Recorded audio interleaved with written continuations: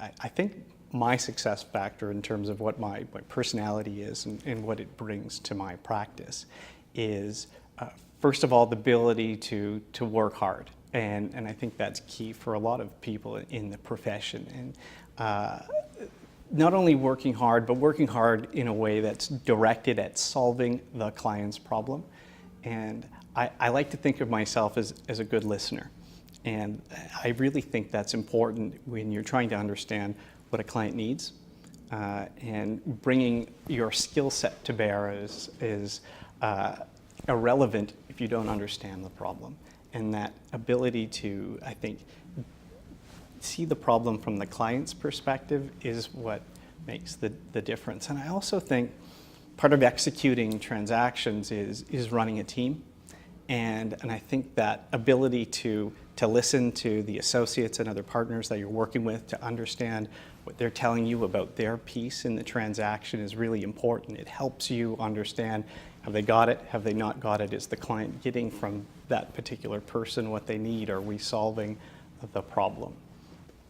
The importance of the lawyer's role in the business community, in my view, is to there's a couple of things. One, I think, is keeping the business community honest and in compliance with laws. And that's spoken from a securities regulatory lawyer's perspective, in that you add value to the business by making sure that the disclosure is full, true, and plain, and that they are telling the story in a way that the regulators have decided protects the public.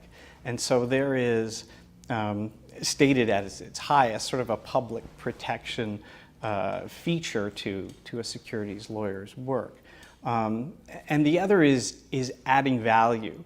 And I think the best lawyers are creative minds that see ways of doing deals and achieving business objectives in a creative fashion. And I think if you are always looking for a better solution, a better answer for the business problem that's being put to you, through the eyes of a lawyer, there's a lot of value you can add to a business.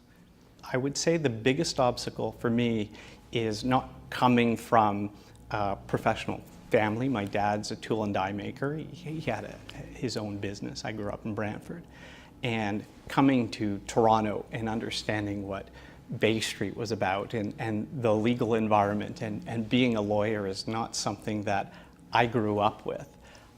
I could probably count the number of lawyers I had met before going to law school on one hand and still have a couple of fingers left over. So learning about the environment and how to conduct myself and what would lead to success in that environment, for me, were the biggest obstacles. And to do it in a way that was consistent with my beliefs and what I wanted to achieve, for me, were the biggest things. But I must admit I had a lot of support from my family in terms of encouraging me to achieve my objectives and supporting me in doing that. So I've been quite fortunate not to have some obstacles that some people have to get through.